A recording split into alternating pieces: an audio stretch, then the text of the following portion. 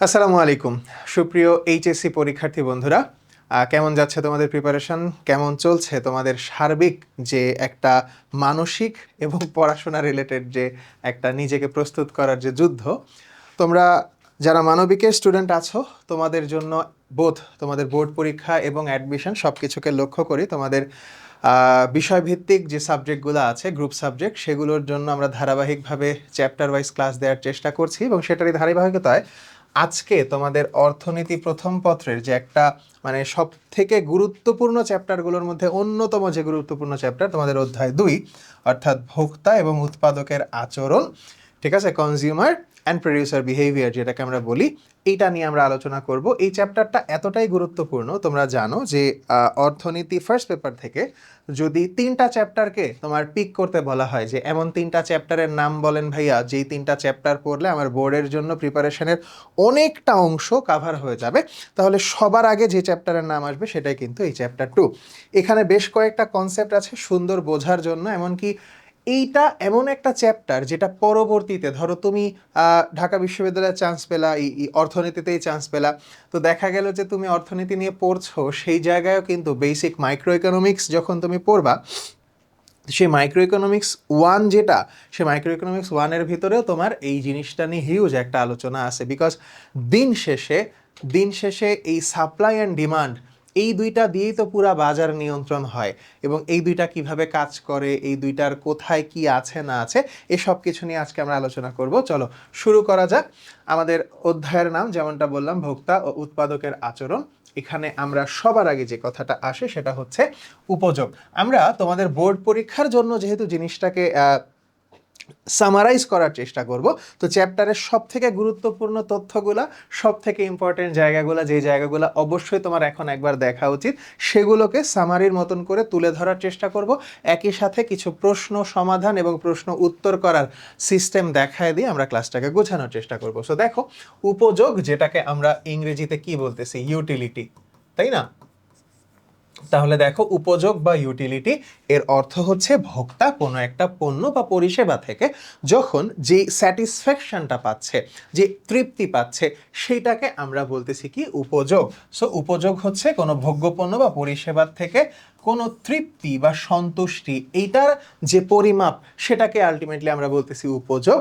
উপযোগ যে কোনো ধরনের, তুমি খাবার খাচ্ছ সেটা উপযোগ হতে পারে, তুমি একটা ড্রেস কিনতেছো সেই ড্রেসটা পরে তুমি যে সন্তুষ্টি লাভ করতেছো এটা উপযোগ হতে পারে। এখন উপযোগের কিন্তু বেশ কয়েকটা ব্যাপার এখানে আছে, যেমন উপযোগের একটা খুব কমন বৈশিষ্ট্য যেটা তোমরা সবাই জানো যে এটা ক্রমহ্রাসমান প্রান্তিক উপযোগ বিধি, এই বলে একটা ব্যাপার আছে। তাহলে উপযোগের সাথে আলটিমেটলি তোমার যে ব্যাপারটা অটোমেটিক্যালি কানেক্ট করে ফেলতে হবে সেটা হচ্ছে উপযোগ মূলত দুইভাবে আমরা মেপে থাকি, একটা হচ্ছে মোট উপযোগ, আরেকটা হচ্ছে আমাদের প্রান্তিক উপযোগ, তাই না? মোট উপযোগ সাধারণত বাড়তে থাকে, যদিও বাড়তে থাকলেও সমান হারে বাড়ে না। কেননা মোট উপযোগ জিনিসটা কি, ধরো তুমি কথার কথা 5টা কোনো একটা কিছু খাইছো, 5টা আপেল, 5টা কলা কিংবা 5টা বার্গার তুমি খাচ্ছ, তাহলে এই 5টা বার্গারের মোট প্রত্যেকটার থেকে তুমি যে উপযোগ পাইলা, সেখানে ধরো তুমি কথার কথা তুমি সব মিলায় মোট উপযোগ পাইছো 20, ঠিক আছে?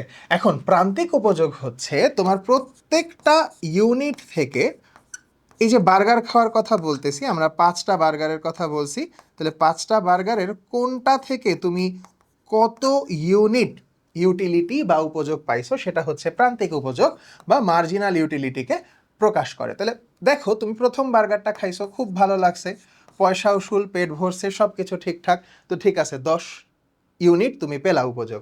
ঠিক আছে, সেকেন্ডটা ধরো তোমার নিজেরই খাইতে ইচ্ছা করছে, একটা খেয়ে তোমার পেট ভরে নাই বা মনে হচ্ছে আরো একটু খাই, তাহলে ধরো তুমি 5 ইউনিট এখান থেকে পাইছো।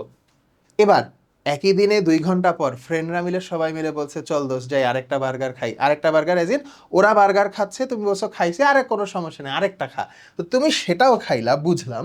তাহলে এমন হইতে পারে যে তুমি সেখান থেকে আগের মতন আর পেলা না, তাহলে তুমি এখান থেকে পেলা ধরো 3 ইউনিট। তারপর ওই একই দিন বিকালবেলা তোমার ফ্যামিলিতে কাজিনরা মিলে আসছে, তোমাকে নিয়েও যায় নাই, বাসায় অর্ডার করছে বার্গার, এখন তুমি তো মেজাজ টেজাজ খারাপ, আর কত বার্গার খাওয়া যায় তুমি চিন্তা করতেছো, তাইলে তুমি এখান থেকে তাও তোমার কাছে কিছুটা ভাল লাগছে যে অনেকক্ষণ পরে খাইছো বা এই ধরনের কিছু একটা, ডিনারে আবার দেখলা আব্বু আম্মু আবার হচ্ছে বার্গার অর্ডার করে রাখছে, তো তুমি এবার বিরক্ত হতে পারে, তুমি এখান থেকে 1 ইউনিট, বা এমনও হতে পারে তুমি 0 ইউনিট, কোনো উপযোগ পেলা না, এমনও হতে পারে তুমি এখান থেকে -2 ইউনিট, তোমার বমি হয়ে গেল, তোমার উপযোগ তো নাই, বরং তুমি এত তিক্ত বিরক্ত হইলা যে তোমার তৃপ্তির লেভেলটা নেগেটিভে চলে গেছে। সো এখান থেকে এই কনসেপ্টটাও জানতে হবে, প্রান্তিক উপযোগ যদি নেগেটিভে যায়, প্রান্তিক উপযোগ যদি কখনো নেগেটিভে যায়, তাহলে মোট উপযোগ কি হয়, কমতে শুরু করে, তাই না? তাহলে দেখো 10, 5, 15 আর 3, 18, 19, 20, নর্মালি যদি এক উপযোগ তুমি লাস্টেরটা থেকে পাইতা তাহলে 20 হইতো, এখন যদি 0 হয় তাহলে তোমার মোট উপযোগ তখন কি 19, যদি লাস্টেরটা থেকে -2 হয় তার মানে তোমার এই পর্যন্ত যোগ 10, 5, 15, 3, 18 আর 19, 19 থেকে দুইটা মাইনাস হয়ে গেছে, মানে তার মানে সেই ক্ষেত্রে তোমার প্রান্তিক মোট উপযোগ হয়ে যাবে 17। ঠিক এইভাবে করেই তোমাদের এই জিনিসটা খেয়াল রাখতে হবে, উপযোগের এই ক্রমহ্রাসমান প্রান্তিক যে উপযোগ, তোমার মার্জিনাল ইউটিলিটি যেটাকে আমরা বলতেছি, এখানে দেখো লেখা আছে মার্জিনাল ইউটিলিটি, এটা ধীরে ধীরে সব সময় কমবে, এই জিনিসটাই হচ্ছে ক্রমহ্রাসমান প্রান্তিক উপযোগের যে একটা সিস্টেম, সেটাকে আমরা বলতেছি এখান থেকে। সো আলটিমেটলি দেখো, ক্রমহ্রাসমান প্রান্তিক উপযোগ বিধি বলে যে জিনিসটা, এটা আমরা একটা যদি ছকের মাধ্যমে প্রকাশ করার চেষ্টা করি, তাহলে দেখো দিন শেষে মোট উপযোগ প্রথমটার থেকে আসতেছে, প্রথমটার ক্ষেত্রে তোমার প্রান্তিক উপযোগ এবং মোট উপযোগ একই, কারণ প্রথমটার জন্য তো 10 তুমি পাচ্ছ, প্রথমটা শেষ করে তোমার মোট উপযোগ 10ই থাকতেছে। এবার দেখো দ্বিতীয় যে ইউনিটটা তুমি কনজিউম করছো, যেটা তুমি খাইছো, সেখান থেকে 8 ইউনিট তুমি পাইছো, তাহলে এই যে দেখো এখানে 10 আর এখানে 8 দুইটা মিলায় হইছে 18, ঠিক আছে? যদিও সূত্র যদি তুমি চিন্তা করো, এটার সূত্রটা হয় হচ্ছে মোট উপযোগ প্লাস দ্বিতীয় ইউনিটের প্রান্তিক উপযোগ, সো এই 10 আর 8 মিলে হইছে 18, তারপরে 18 আর 6 মিলে হইছে 24, 24 আর 4 মিলে 28, 28 আর 2 মিলে 30, 30-এর সাথে 0, তো 30ই থাকলো। এইবার দেখো 7th ইউনিট কনজিউম করার পর -2তে চলে গেছো, সো এবার দেখো 2 বিয়োগ হয়ে কমে গেছে। এখন যদি এটাকে আমরা একটা গ্রাফ দিয়ে প্রকাশ করার চেষ্টা করি, সিম্পল একটা গ্রাফ দিয়ে যদি প্রকাশ করার চেষ্টা করি, তাহলে তুমি দেখো, তুমি কথার কথা এখান থেকে এটা হচ্ছে ইউনিট প্রকাশ করতেছে, তাহলে 1, 2, 3, 4, 5, 6, 7, 8, সরি 7টা হয়েছে, সো সমস্যা নেই, ঠিক আছে। সো এই পাশে থাকতেছে তোমার ইউনিট, এই পাশে থাকতেছে তোমার টোটাল ইউটিলিটি, বা টোটাল ইউটিলিটি না, ধরো এখানে তোমার ইউটিলিটি যদি আমরা চিন্তা করি, ঠিক আছে? সো আলটিমেটলি আমরা কি দেখতেছি, ইউটিলিটিকে আমরা হচ্ছে ধরো 2, 4, 6, 6, 8, 10, 12 এরকম রাখলাম, তাহলে ধরো 2, 4, 6, 8, 10, 12, এখানে হচ্ছে 1, 2, 3, 4, 5, 6, 7। এখন দেখো তুমি যদি তোমার টোটাল ইউটিলিটিটা চিন্তা করো, টোটাল ইউটিলিটির বিন্দুগুলা তুমি একটু চিন্তা করো তো, প্রথমটার থেকে তুমি কত পাইছো, 10 পাইছো, আলটিমেটলি আমাদের ওইখানে টোটাল ইউটিলিটি 28 যাবে। সো আচ্ছা, এই পাশে আমি 2, 4, 6 লিখলে তো ভেজাল হয়ে যাবে, আমরা এই পাশে একটু জিনিসটা আলটিমেটলি বাড়াই লিখি, ধরো 5, 10, 15, 20, 25, 30 এরকম একটা কিছু আসতেছে, তাই না? আচ্ছা, সো এবার দেখো আমরা যদি জিনিসটা চিন্তা করি, ফার্স্টেরটা থেকে তুমি পাইছো 10, সো প্রথমটার জন্য এই পয়েন্টটাই দিন শেষে তোমার জন্য কি একই সাথে তুমি যদি চিন্তা করো, এটা তোমার টোটাল ইউটিলিটিও প্রকাশ করতেছে, আবার মার্জিনাল ইউটিলিটিও প্রকাশ করতেছে, তাই না? এটা তোমার টোটাল ইউটিলিটি এবং মার্জিনাল ইউটিলিটি দুইটাই প্রকাশ করছে। এবার দেখো দ্বিতীয় যে বিন্দু আছে, দ্বিতীয় জিনিসটা খাওয়ার পরে তুমি তোমার কি বলে এটাকে পাচ্ছ 8, মানে 8 2 ইউনিট কমে গেছে, তার মানে 10 থেকে জিনিসটা এখন মোটামুটি এরকম একটা জায়গায় আসবে। দ্বিতীয়টার ক্ষেত্রে যে 2 বরাবর, এখানে ধরো 8, টোটাল ইউটিলিটি হয়ে যাচ্ছে তোমার জন্য 18, তার মানে এখানে 20-এর কাছাকাছি এই জিনিসটা এখানে চলে যাচ্ছে। ঠিক একই রকম ভাবে তুমি যদি ধাপে ধাপে জিনিসটা 8-এর পরে দেখো 6, তারপরে দেখো 4, সো 4 হচ্ছে আমার 4 নাম্বারটা থেকে 4 এইখানে, ঠিক আছে? তারপরেরটা থেকে যদি আমরা দেখি আবার যে এর পরেরটা থেকে আসছে মাত্র 2, এবং তারপরেরটার পরে কি হয়েছে দেখো, তারপরেরটাই হয়েছে 0, তাই না? 2 এর পরে 0, এবং তারপরে নেগেটিভে চলে গেছে, তার মানে জিনিসটা অনেকটা এই ক্ষেত্রে চলে গেছে। সো তার মানে আমরা যদি মার্জিনাল ইউটিলিটির গ্রাফটা দেখি, মার্জিনাল ইউটিলিটির গ্রাফ দেখো নিচের দিকে কমতে থাকবে, নিচের দিকে কিন্তু কমতে আছে। আমার রেখাটা বাঁকা হয়ে গেছে যেহেতু আমি তো আর স্কেল ব্যবহার করি নাই, জিনিসটা স্ট্রেট লাইনেই যায়। On the other hand total utility যেটা, সেটা দিন শেষে এভাবে করে বাড়তে থাকে। সো এইটা হচ্ছে তোমার টোটাল ইউটিলিটির যে গ্রাফটা, আর এইটা হচ্ছে তোমার মার্জিনাল ইউটিলিটি। আমি অন্য কালার নেই, জিনিসটা ভাল লাগবে। সো এইখানে মনে করো এইটা হচ্ছে তোমার মার্জিনাল ইউটিলিটির গ্রাফ। সো এই জিনিসটা মার্জিনাল ইউটিলিটিটা দিন শেষে নিচের দিকে নিম্নগামী হয়, আর টোটাল ইউটিলিটি এটা এভাবে যায়, এমনকি যদি কমে যায় তখন নিচের দিকেও আবার এটা মানে পুরো একটা প্যারাবোলিক শেপও হতে পারে। ঠিক আছে, সো এভাবে করে এটা কিন্তু টোটাল ইউটিলিটি আর মার্জিনাল ইউটিলিটিকে তোমার প্রকাশ করতেছে। ঠিক আছে, সো এই গ্রাফটা যদি কখনো পরীক্ষায় এমনিতে দেয়, গ্রাফ দেখে তোমার বোঝা উচিত, গ্রাফ দেখলেই তুমি বুঝবা কোনটা টোটাল আর কোনটা মার্জিনাল ইউটিলিটিকে প্রকাশ করতেছে। এবার দেখো আমরা ইউটিলিটি থেকে বের হয়ে, তাহলে ইউটিলিটি কিন্তু অনেক বড় একটা কনসেপ্ট। তুমি মোটামুটি মাথায় রাখতে পারো যে এই মেইন যে উপযোগ অর্থাৎ ইউটিলিটি এবং ইউটিলিটির এই প্রান্তিক উপযোগের যে ক্রমহ্রাসমান একটা প্রসেস আছে, এইখান থেকে আমরা একটা সিকিউ, একটা সৃজনশীল কিন্তু এক্সপেক্ট করতেই পারি যদি আসে। চ্যাপ্টারের বেসিক্যালি 3টা বড় বড় জায়গা আছে, সো এইটা একটা। এরপরে যে জিনিসটা আমরা চলে যাচ্ছি আমাদের চাহিদা বিধি, যেটা চাহিদা বিধি ল অফ ডিমান্ড নামে পরিচিত, এবং ইকোনমিক্সের সব থেকে বড় বড় যে অংশগুলো আছে সেটারই একটা অংশ হচ্ছে আমাদের এই চাহিদা বিধি। তাহলে দেখো চাহিদা বিধি কাকে বলে যদি চিন্তা করো, তাহলে অন্য সব কিছুকে অপরিবর্তিত অবস্থায় রেখে, অন্য সব কিছু বলতে তোমার ইনকাম বলো, তোমার বাজারের অন্যান্য পরিস্থিতি বলো, হ্যাঁ, বা টেস্ট বলো, এই সব কিছুকে ফিক্সড রেখে কোনো পণ্যের যদি দাম বাড়ে তাহলে তার চাহিদার পরিমাণ কি হয়ে যাবে, কমে যাবে। ঠিক আছে, সো আলটিমেটলি এখানে ব্যস্তানুপাতিক, দামকে যদি তুমি সমানুপাতিক চিন্তা করো, বা উল্টা লিখলাম, দামকে আমরা পরে লিখি, তাহলে ব্যস্তানুপাতিক কি, ধরো আমাদের চাহিদা যদি চিন্তা করি আমরা, তাহলে চাহিদা ব্যস্তানুপাতিক হবে কিসের, দামের। অর্থাৎ দাম যদি বাড়ে চাহিদা কমে যাবে, আর দাম যদি কমে তাহলে চাহিদা বেড়ে যাবে। এই হচ্ছে আমাদের এই সম্পর্কের যে জায়গাটা, এটা পুরাপুরি উল্টা সাইড থেকে উল্টাভাবে চিন্তা করতেছি আমরা। সো আলটিমেটলি দেখো আমরা যদি এভাবে করেও অ্যারো দিয়ে লিখার চেষ্টা করি বা বোঝার চেষ্টা করি, এক পাশে যদি আমার চাহিদা থাকে, সম্পর্কটা তো দামের আগের, সো দামটাকে আগে লিখাই ভালো। সো দেখো দাম যদি আমার বেড়ে যায় তাহলে কি হবে, স্বাভাবিকভাবেই চাহিদা কমে যাবে। অন দি আদার হ্যান্ড যদি আমার দামটা এবার কমে যায় তাহলে আমাদের চাহিদাটা বেড়ে যাবে। এই তো হচ্ছে সিস্টেম, তাই না? সো স্বাভাবিকভাবে দাম বাড়লে মানুষের ক্রয় ক্ষমতার বাইরে চলে যাবে, সেটা মানুষ তখন কম চাইবে জিনিসটা কিনতে।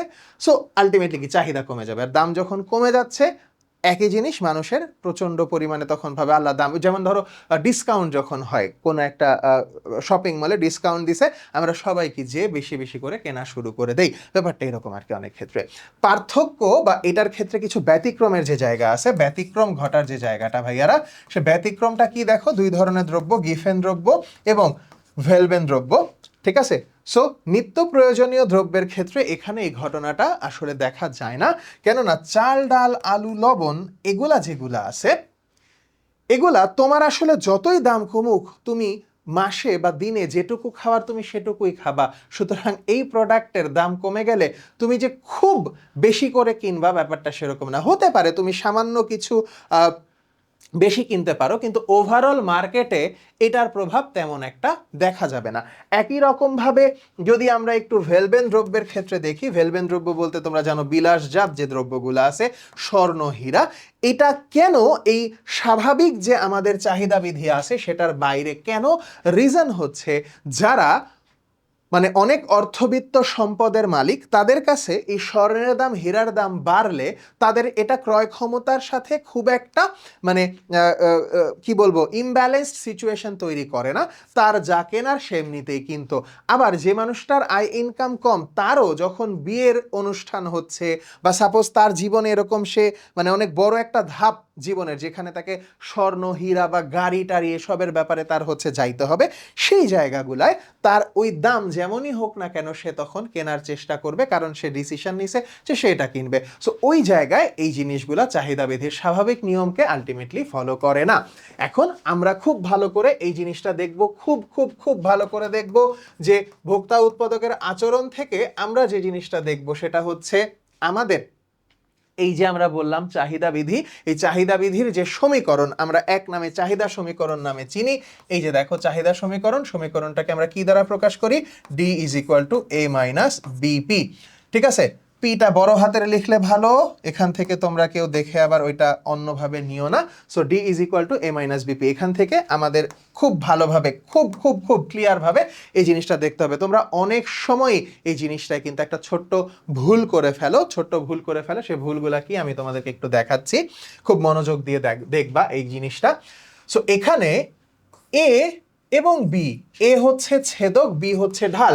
এই ঢালটা আবার তোমার জন্য খুবই গুরুত্বপূর্ণ হবে, কেননা এই যে আমরা বলতেছি চাহিদা সমীকরণ, চাহিদা সমীকরণের ঢাল কেমন হয় সে ঢালের উপরে নির্ভর করে আবার চাহিদাটা কি এখন অনেক বেশি নাকি অনেক কম, এই জিনিসটা কিন্তু বোঝা যায়। অনেক সময় এমসিকিউতে আসবে, আমরা দেখব ডিরেক্টলি প্রশ্ন দিয়ে যে দেখব ঢাল মূলত কি প্রকাশ করে। তুমি সবসময় ঢালকে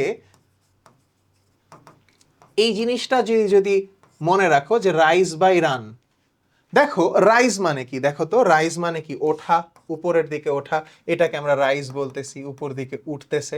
আর রান, দৌড়াবে যখন একটা মানুষ তখন দৌড়ায় কিভাবে? সে আনুভূমিকভাবে দৌড়ায়, রান। তাহলে উঠতেছে কতটুকু ভাগ, সামনে আগাচ্ছে কতটুকু। সো ওয়াই অক্ষের মানকে যদি আমরা এক্স অক্ষের মান দ্বারা ভাগ করি তাহলে যেটা পাওয়া যায় সেটাই হচ্ছে আলটিমেটলি আমাদের ঢাল। আর ঢাল দেখতে কেমন এটা যদি তুমি চিন্তা করো, ঢাল দেখতে তো এরকম, কারণ এই যে এইটা আর এটা ভাগ করলে মানগুলা তো এই বিন্দু দ্বারা এভাবে করেই আসবে।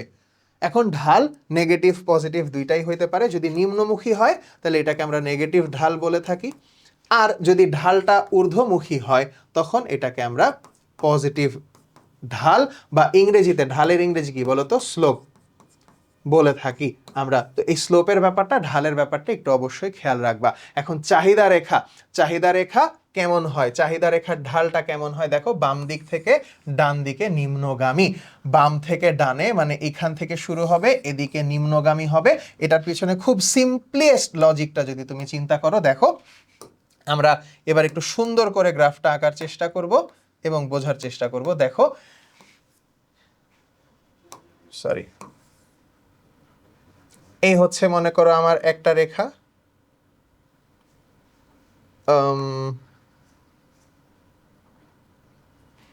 জিনিসটা বাঁকাই হইল, সোজা করি, হ্যাঁ, এই একটা রেখা। আর মনে করো আরেকটা হচ্ছে আমরা এই আমাদের গ্রাফ আঁকলাম, অ্যারো নিলে ভালো ছিল রে, অ্যারো নিতে ভুলে গেছি। আচ্ছা হোক, সমস্যা নাই। এই হচ্ছে ধরো আমাদের গ্রাফ। এখন আমরা যদি সিম্পলি চিন্তা করো, এ পাশে আমরা এক্স অক্ষ বরাবর প্রাইস নেই, ঠিক আছে? ধরো প্রাইস 100, 150, 200, 250। এখন দাম যখন কম 100, তখন আর চাহিদাগুলা মনে করো আমরা এখানে লিখি, চাহিদাগুলা হচ্ছে কত ইউনিট? ধরো চাহিদাগুলা হচ্ছে আমাদের হচ্ছে 50 ইউনিট, 100 ইউনিট, ধরো 150 ইউনিট আর 200 ইউনিট, কথার কথা। তাহলে তুমি দেখো দাম যদি কম থাকে তখনই নিশ্চয়ই তোমার চাহিদাটা সব থেকে বেশি হবে, তার মানে 200। সো এদের ছেদক যদি তুমি চিন্তা করো তাহলে কোথায়? এইখানে।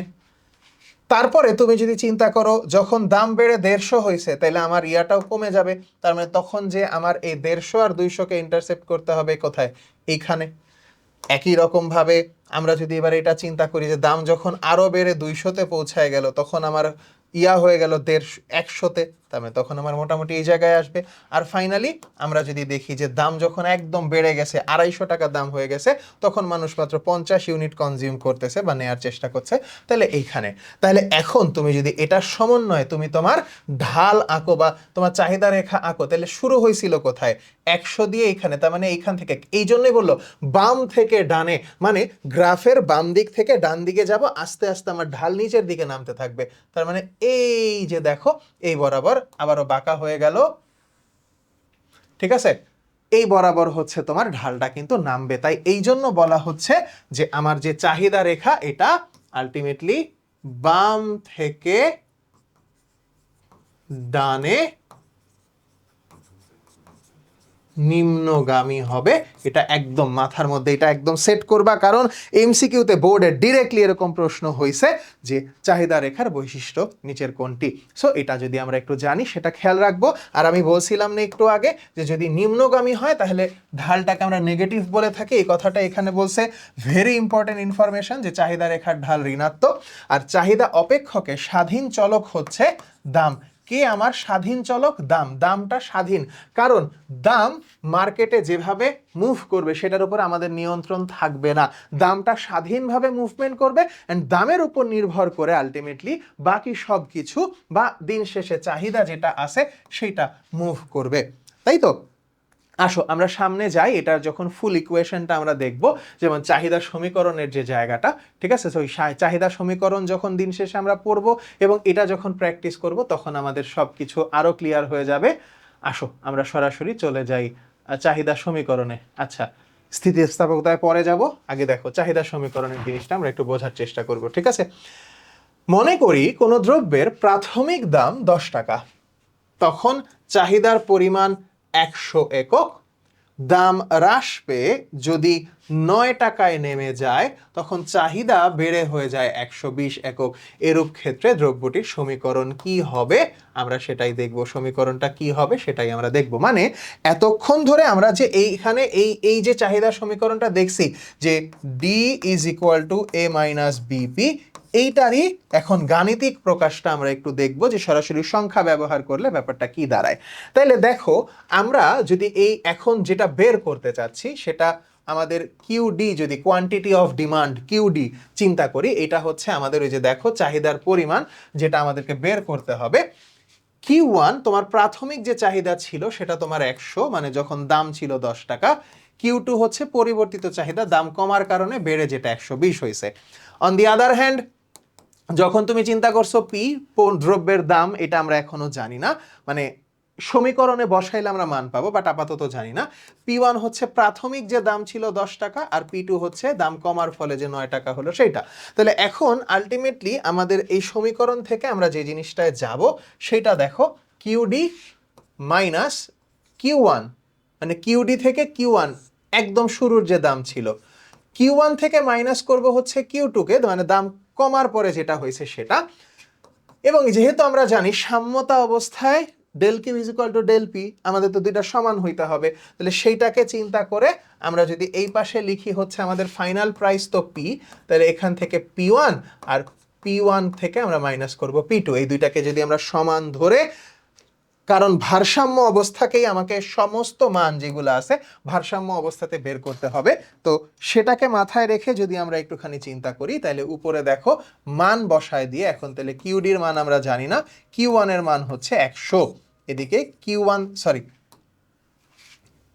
যখন আমার 100 তখন Q2 হচ্ছে 120, আর ইকুয়াল টু P মাইনাস উপরে P1 এর মান 10, P1 যদি 10 হয় P2 তখন 9।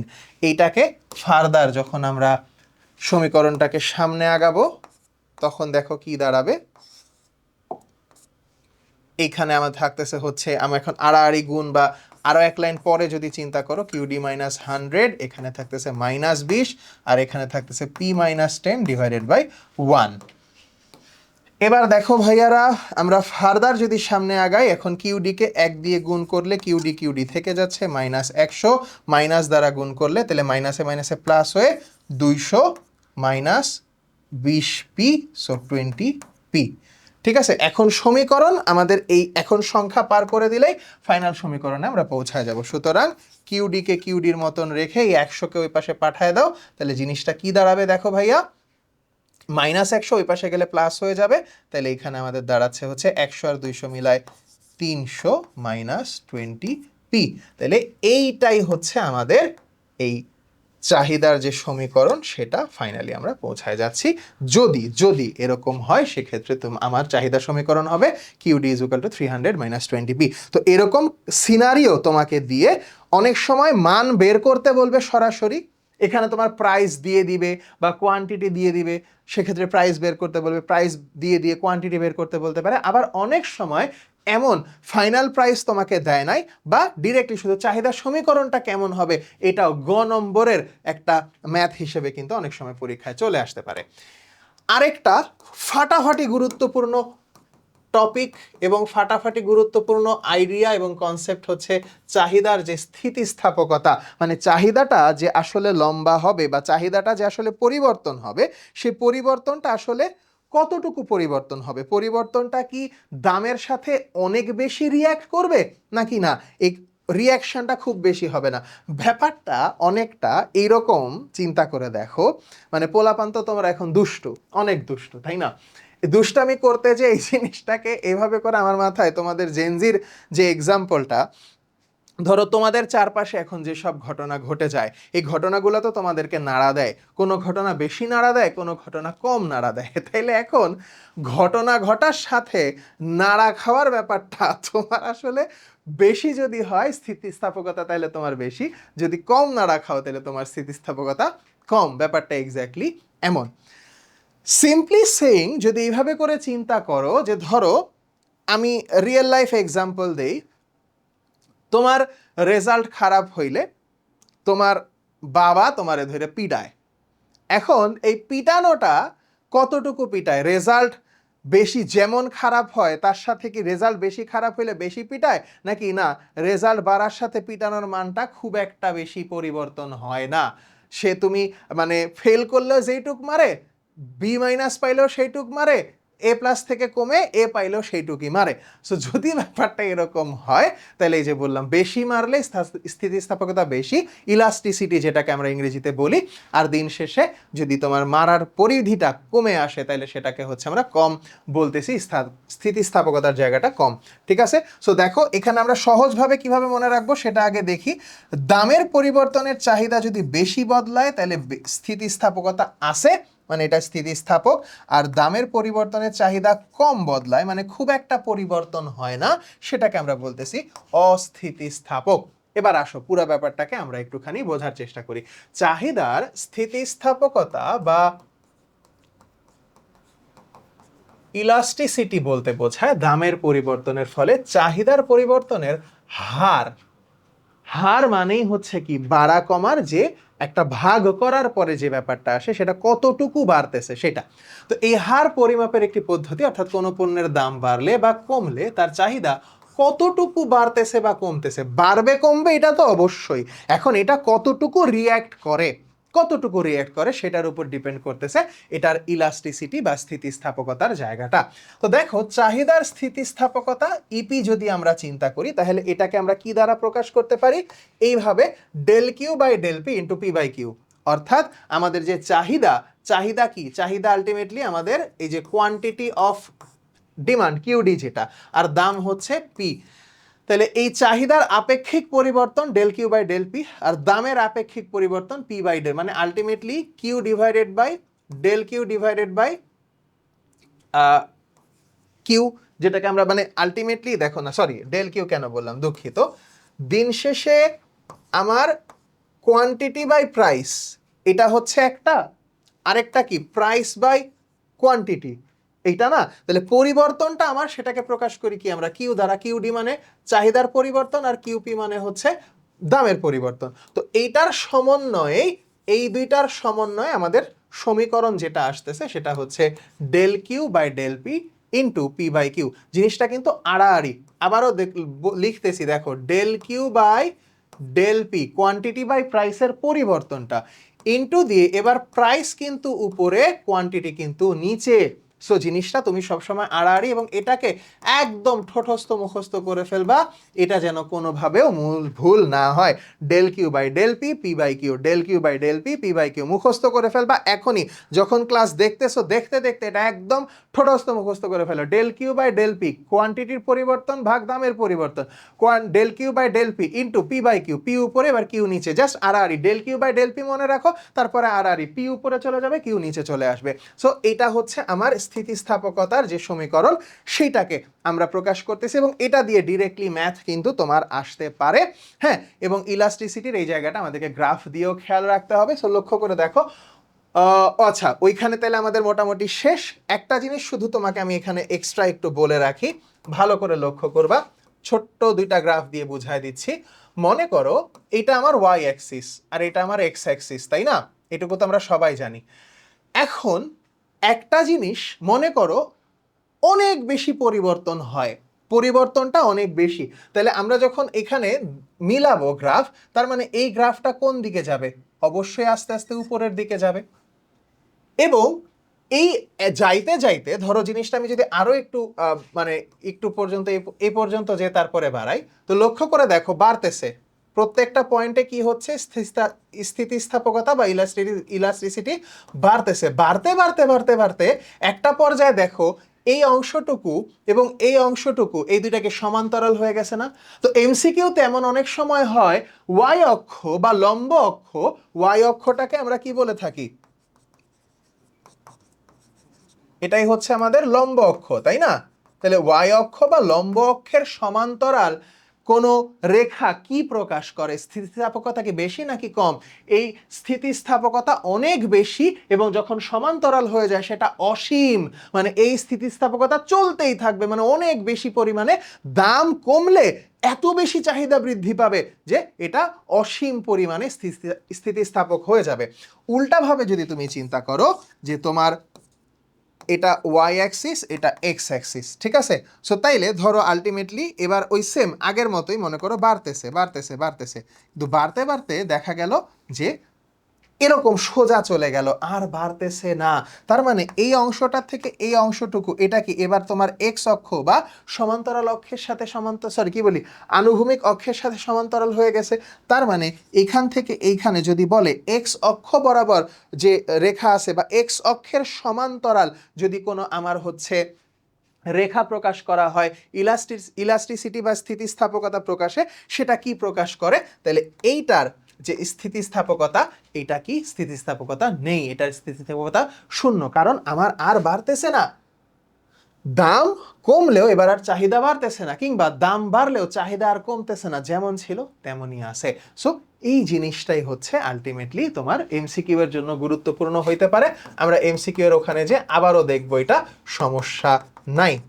আর প্লিজ তোমরা কমেন্ট বক্সে পুরো চ্যাপ্টারের যদি এমন কোনো ছোট ছোট অংশ থাকে যে ভাইয়া শুধু এই অংশটা একটু বুঝায় দেন আলাদাভাবে, আমি তোমাদের জন্য ছোট ছোট রিলস আকারেও সেগুলা দেওয়ার চেষ্টা করব। তবে তোমরা সেক্ষেত্রে আমাদেরকে রেগুলার বেসিসে জানাবা, না হলে আমরা কিন্তু জানতে পারবো না। আমরা সরাসরি এবার যোগান নিয়ে আলোচনা করব। আমাদের চাহিদা শেষ, এবার যোগান বলতে সরাসরি আমাদের যোগান বলতে যদি আমরা এবার চিন্তা করি হচ্ছে আমি যে জিনিসটা হচ্ছে সাপ্লাই দিব, সেই সাপ্লাই জিনিসটা কিভাবে? Supply is directly proportional to price, মানে প্রাইস যদি বেড়ে যায় আমাদের সাপ্লাইও বেড়ে যাবে, প্রাইস যদি কমে যায় আমাদের সাপ্লাইও কমে যাবে। এই তো হচ্ছে আমাদের আলটিমেটলি ব্যাপার স্যাপার এখানে, তাই না? তাহলে এখন দেখো অর্থনীতিতে যোগান বলতে বোঝায় একটা নির্দিষ্ট সময় এবং নির্দিষ্ট দামের, সময় এবং দাম নির্দিষ্ট থেকে বিক্রেতাগণ কোনো দ্রব্যের যে পরিমাণ বিক্রয় করতে প্রস্তুত থাকে তাকেই আমরা বলতেছি হচ্ছে যোগান। যোগান সব সময় বাড়বে। দেখো এককের দাম যখন 1 টাকা হচ্ছে তখন 15 ইউনিট সাপ্লাই আসতেছে বাজারে, দাম বেড়ে 2 টাকা হয়ে গেছে, আরে তাহলে তো আমি এখন বেশি বিনিয়োগ করব, তাহলে 20 ইউনিট, এভাবে করে 3-এর ক্ষেত্রে 25, আবার 4-এর ক্ষেত্রে 30। এটাকে যদি আমরা গ্রাফ দ্বারা রূপান্তর করার চেষ্টা করি বা জিনিসটা গ্রাফে দেখানোর চেষ্টা করি, তাহলে দেখো 1 2 3 4, এবং আমার সাপ্লাই যদি দেখো 15 20 25 30, তাহলে 15 20 25 30, 1 2 3 4। সো 1 ইউনিটের সময় 15, 2-এর সময় 20, 3-এর সময় 25 এবং 4-এর সময় 30। এই যদি হয় আমাদের সাপ্লাই কার্ভ, তাহলে এইটা বাম থেকে ডানে, বাম থেকে ডানে ঊর্ধ্বগামী, বাম থেকে ডানে এটা উপরের দিকে যাবে, এবং এটার যে ঢালটা সবসময় পজিটিভ বা ধনাত্মক হবে। ঠিক আছে, চাহিদার ক্ষেত্রে ঢাল ছিল ঋণাত্মক আর যোগানের ক্ষেত্রে ঢাল হয়ে যাবে ধনাত্মক। সো এটা অবশ্যই খেয়াল রাখবা। সহজ ভাষায় দাম বাড়লে কি হবে? লাভ বাড়বে, আর লাভ বাড়লে আগ্রহ বেড়ে যাবে, দিন শেষে তাহলে তারা মার্কেটে বেশি সাপ্লাই করবে। ঠিক আছে, যেমনটা ধরো এক্স্যাক্টলি এই সময় পুরো বাজারে যখন এদিকে মানে পুরা বিশ্ব যুদ্ধে ব্যস্ত বলা যাইতে পারে, এদিকে আমেরিকা ইসরায়েলের সাথে ইরানের যুদ্ধ চলতেছে বা বিভিন্ন দেশের সাথে স্নায়ুযুদ্ধের তো সেটার তো শেষই নাই।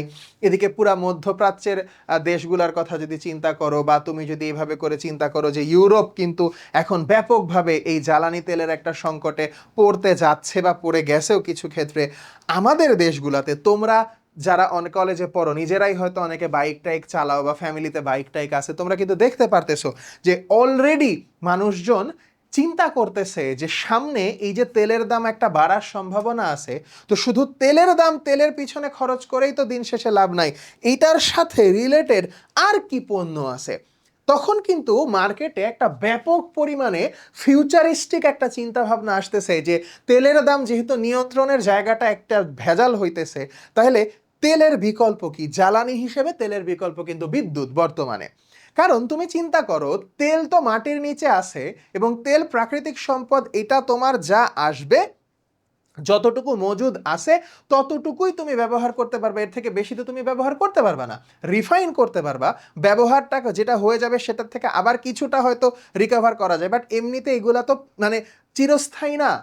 কিন্তু বিদ্যুৎ কিন্তু তুমি পানি, বাতাস থেকেও, ময়লা থেকেও বিদ্যুৎ উৎপাদন করতে পারতেছো নতুন নতুন টেকনোলজির মাধ্যমে। তাহলে এখন কি মানুষ চিন্তা করছে, আচ্ছা ইন ফিউচারে এই তেলের বিপরীতে বৈদ্যুতিক যে জিনিসগুলো আছে, হ্যাঁ, ইলেকট্রিসিটির দ্বারা পরিচালিত হয় এরকম গাড়ি থেকে শুরু করে যত কিছু আছে, এই সব কিছুর কিন্তু দাম সামনে বাড়তে যাচ্ছে।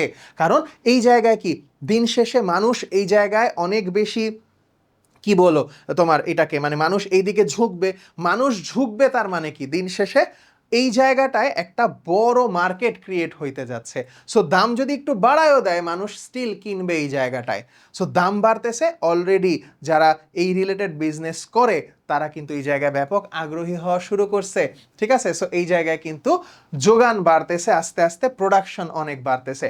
সো এটাই হচ্ছে আমাদের রিয়েল লাইফের একটা এক্সাম্পল। সো দেখো যোগানের ক্ষেত্রে 1 টাকায় 20 একক, 2 টাকায় 25 একক যদি হয়, একটু আগে যেমনটা দেখাইলাম 1 2, আবার এইখানে হচ্ছে দিন শেষে 20 আর 25, 20 আর 25, এটাকে যদি আমরা ডিরেক্টলি এভাবে আঁকি, দেখো জিনিসটা দেখতে এরকম হবে। সো আমার যোগান বিধি কিন্তু বাম থেকে ডানে ঊর্ধ্বমুখী হবে। সো এটা আমাদেরকে খেয়াল রাখতে হবে। আচ্ছা, বিভিন্ন স্থিতিস্থাপকতার মানের বিপরীতে দ্রব্যের ধরন, very very important for your MCQ, বা তোমাদের এটা এমসিকিউতেও আসতে পারে, আবার যেটা জ্ঞানমূলক প্রশ্ন সেখানেও এরকম প্রশ্ন কিন্তু অনেক সময় তুলে দেয় যে চাহিদা স্থিতিস্থাপকতার মান 1-এর চেয়ে কম যদি হয়, সেগুলা কি প্রকাশ করে? নিত্য প্রয়োজনীয় দ্রব্য, চাল ডাল আটা তেল। কেন স্থিতিস্থাপকতা এটা 1-এর থেকে কম? 1-এর থেকে কম, দিন শেষে এটার স্থিতিস্থাপকতা একেবারে নাই বললেই চলে। কারণ দাম বাড়ুক বা কমুক, চাল ডাল আটা তেল এগুলা খেয়ে বাঁচতে হবে, এগুলা নিত্য প্রয়োজনীয় দ্রব্য। এবার দেখো 1-এর থেকে যদি বেশি হয়, মানে এটা অনেক বেশি, 1 হচ্ছে আইডিয়াল। ঠিক আছে, এটা হচ্ছে একদম, এটাকে যেটাকে আমরা বলি যে মানে কি বলবো, পার্মানেন্ট, পার্মানেন্ট তো না, এটাকে কি বলে, ওই যে কি জানি শব্দটা মুখে আসতেছে না, অর্থাৎ যেটা পরিবর্তনটা একেবারে হচ্ছে নির্দিষ্ট সমান সমান একটা পার্থক্য বজায় রেখে যেটা মুভ করে কনস্ট্যান্টলি, কনস্ট্যান্ট। ঠিক আছে, কনস্ট্যান্ট যেটা, সেটা হচ্ছে 1-এর থেকে বেশি যেটা বিলাস জাতীয় দ্রব্য, দামি টিভি, ফ্রিজ, গহনা, এগুলার দাম যদি হুট করে কমে যায়, এগুলার দাম যদি হুট করে কমে যায়, তাহলে কিন্তু দিন শেষে দেখো তুমি মানুষজন যে অনেকেই কিনে ফেলা শুরু করবে। তো সেই জিনিসটা এখানে আসতেছে। এবার দেখো 1-এর সমান যদি হয়, সাধারণত নিরপেক্ষ দ্রব্য যেগুলো, এই যে দেখো ডেল পি ডেল কিউ সমান হয়, সালাদ বোরহানির উদাহরণ দিছে, কারণ এই জিনিসগুলো আসলে নিরপেক্ষ, দাম বা এটার চাহিদা দিন শেষে ইফেক্ট করতেছে না আর কি। যখন শূন্য, তখন কি অপরিহার্য দ্রব্য। শূন্য কেন? একেবারেই নাই, মানে এটার কোনো ইলাস্টিসিটি নাই, মানে কখনো কোনো পরিবর্তন এখানে এই রকম একদম শুরু থেকে জিরো থেকে এই পর্যন্ত স্ট্রেইট একদম থাকবে, শূন্য, স্থিতিস্থাপকতা শূন্য। কোন ক্ষেত্রে? অপরিহার্য দ্রব্য। এখন তোমাকে বাঁচতে হবে, বাঁচতে হইলে তুমি কি করবা? ওষুধ যখন তুমি চিন্তা করতেছো, ওষুধ এমন একটা দ্রব্য যেটা তুমি কোনোভাবেই তুমি এটা মানে সরাইতেই পারবা না। ঠিক আছে, ওষুধ জিনিসটাকে তুমি কোনোভাবে সরাইতেই পারবা না। কেন পারবা না? কারণ ওষুধ এমন একটা দ্রব্য যে দ্রব্যটা তোমার অসুখ হইলে এটার দাম 5 টাকা হোক আর 5,000 টাকা হোক, তোমাকে এটা তখন কনজিউম করতেই হবে। সো সেইটা মাথায় রেখে কিন্তু তখন এটা আবার ওষুধ যেমন অপরিহার্য দ্রব্য, এখানে লবণের ক্ষেত্রে অপরিহার্যতাও যেমন আছে, এর পাশাপাশি আরেকটা জিনিস এখানে আছে। সেটা কি দেখো ভাইয়ারা, লবণকে অতি নিকৃষ্ট পণ্য কিন্তু চিন্তা করা হয়। অতি নিকৃষ্ট পণ্য বলতে এইটা আসলে যতটুকু লাগার সেটা লাগবেই, আবার এর থেকে বেশি চিনি মানুষ বেশি খাইতে পারে। চিনি মানুষ, ধরো সে চিন্তা করলো যে এই মাসে আমি অনেক বেশি মিষ্টি জাত জিনিস খাবো, সো সে এক মাসে চিনির ব্যবহার ব্যাপক পরিমাণে বাড়ায় দিতে পারে। কিন্তু লবণের ব্যবহার সে কিন্তু চাইলেও বাড়াইতে পারবে না, কারণ লবণ তুমি বেশি খাইতে পারবা না। সো এই জিনিসটা লবণের ক্ষেত্রেও কিন্তু স্থিতিস্থাপকতার মান শূন্য হবে, কারণ দামের পরিবর্তনের সাথে এই জায়গায় চাহিদার বৃদ্ধি বা কমতিটা যে পরিবর্তন হইলেও সেটা একেবারেই মানে মানে খুবই কম বলতে পারো যে এটার স্থিতিস্থাপকতা নাই, অনেক ক্ষেত্রে পরিবর্তন হয়ই না। ঠিক আছে, এবার দিন শেষে চাহিদার স্থিতিস্থাপকতার মান অসীম যখন আমরা বলতেছি, ওই যে একেবারে ওয়াই অক্ষ বরাবর যে কোনো দ্রব্য বিশেষ পরিস্থিতিতে এমন হতে পারে, যে কোনো দ্রব্যই হইতে পারে। এটার সিনারিওটা অনেকটা এইভাবে করে যদি তুমি চিন্তা করো, যে দাম পরিবর্তন হইলে এই জিনিসটা একেবারে অসীমভাবে বাড়তেই আছে বাড়তেই আছে বাড়তেই আছে ইমিডিয়েট একটা সিনারিওতে। যেমন মনে করো কথার কথা এই ঈদের সময়, এই ঈদের সময় এমন হইল যে কোনো দোকান ডিসকাউন্ট দিছে, সো এই ডিসকাউন্ট দেওয়ার সাথে মানে মানুষ থামতেছেই না, মানুষ কিনেই যাচ্ছে, কাপড় চোপড় কিনেই যাচ্ছে, এত পরিমাণে কিনতেছে যে এটা একেবারে অসীম, মানে একদম ওয়াই অক্ষ বরাবর সমান্তরাল হয়ে গেছে।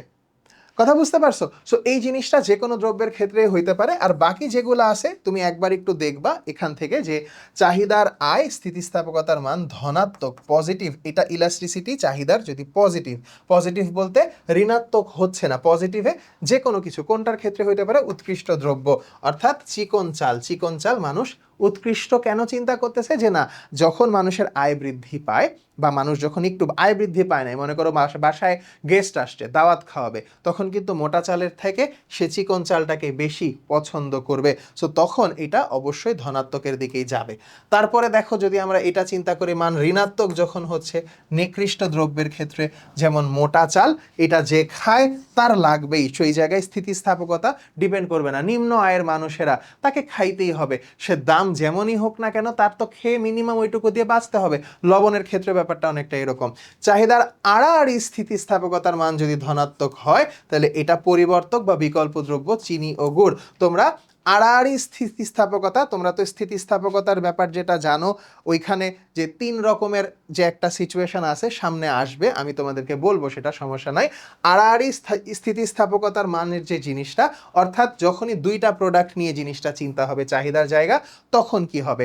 সিম্পলি দেখো, দুইটা জিনিস আছে, শব্দ দুইটা খুব ভালোভাবে মাথায় রাখো।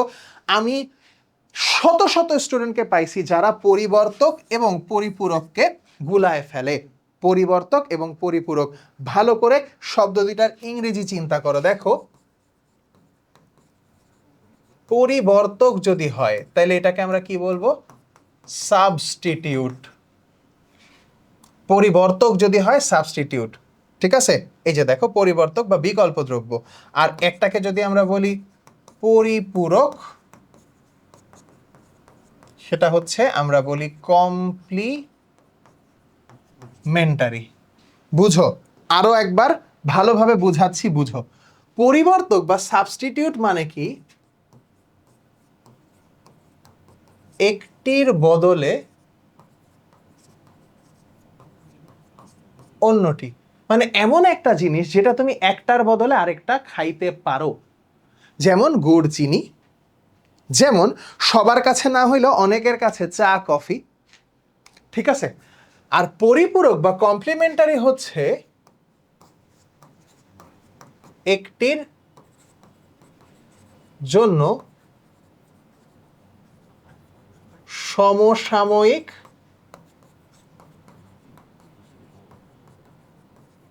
প্রয়োজনীয় অন্যান্য দ্রব্য। অর্থাৎ তুমি একটা বার্গার বানাইতে চাচ্ছ, বার্গার যদি তোমার মেইন প্রোডাক্ট হয় তাহলে এটার কমপ্লিমেন্টারি প্রোডাক্ট হচ্ছে, তুমি চিন্তা করো বান, বার্গারের বান লাগবে তোমার কাছে। বার্গার খাইতে গেলে তোমার চিকেন বা বিফ অর্থাৎ মিট লাগবে তোমার কাছে, তোমার সস লাগবে, স্যালাড লাগবে, ঠিক আছে। একই রকমভাবে তুমি যদি এটা চিন্তা করো গাড়ি, গাড়ি চালাইতে হলে তেল তোমার লাগবেই, তাহলে গাড়ি তেল এইটা হচ্ছে কমপ্লিমেন্টারি। বার্গার এবং বার্গারের বান এটা হচ্ছে কমপ্লিমেন্টারি। আর সাবস্টিটিউট যেটাকে আমরা বলতেছি পরিবর্তক, ঠিক আছে, পরিবর্তকেরই কিন্তু অন্য যে নাম সেটা বিকল্প ভাইয়া, ঠিক আছে। মানে একটা না থাকলে তুমি অন্যটা দিয়ে কাজ চালায় নিবা। যেমন চায়ের সাথে কফি, সবার ক্ষেত্রে এটা ম্যাচ করে না যদিও, বাট তারপরও বলা যায়। আবার চিনির সাথে গুড়, তাহলে এই জিনিসগুলাকে আমরা বলতেছি পরিবর্তক। আর পরিপূরক হচ্ছে যেটা একটা লাগলে আরেকটা লাগবেই, এরকম একটা সিনারিও তোমার প্রকাশ পাচ্ছে। সো ঠিক আছে, এখন দেখো এই জায়গাটায় আমরা এইখান থেকে আমরা একটুখানি দেখতেছি যে আড়াআড়ি স্থিতিস্থাপকতা, এই স্থিতিস্থাপকতা বলতে বলতে ইংরেজির অ্যালিটারেশন মনে পড়ে যাচ্ছে। দেখো ইংরেজি টিচারদের যে দোষ, অ্যালিটারেশন বা বাংলায় যেটাকে আমরা হচ্ছে, বাংলায় ওই যে তোমার, বাংলায় না ইংরেজিতে আরেকটা ইয়া আছে না, যে TONGUE, টাং টুইস্টার্স, অর্থাৎ যেটাতে জিহ্বা জড়ায় যায় উচ্চারণ করতে গেলে। হ্যাঁ, ওই পাখি পাকা পেঁপে খায়, হ্যাঁ, বা হচ্ছে ওই যে বাবলা গাছে বাঘ বসেছে। এখন তোমরা বাবলা ভাইয়ের ইনবক্সে যে আবার বইলো না যে ভাই আপনার নামে আমি একটা অ্যালিটারেশন পাইছি। ইংরেজিতে আমরা কি বলতাম যে Peter piper picked a peck of pickled pepper, অর্থাৎ পাখি পাকা পেঁপে খায়, বাবলা গাছে বাঘ বসেছে। তুমি একটু পরে খেয়াল করবা তুমি বলতেছো বাবলা গাছে বাপ বসেছে হয়ে গেছে। সো অর্থাৎ ব্যাপারটা হচ্ছে পাশাপাশি কিছু শব্দের শুরুতে যদি কনসোনেন্টের উচ্চারণ রিপিট হয়, পিটারের Peter piper পিকটা pack of পিকলড paper, so এই যে পি রিপিট হচ্ছে, এখানে ব রিপিট হচ্ছে, তাহলে এখানে কি জিনিসটা দেখো, শব্দের শুরুতে কনসোনেন্ট এর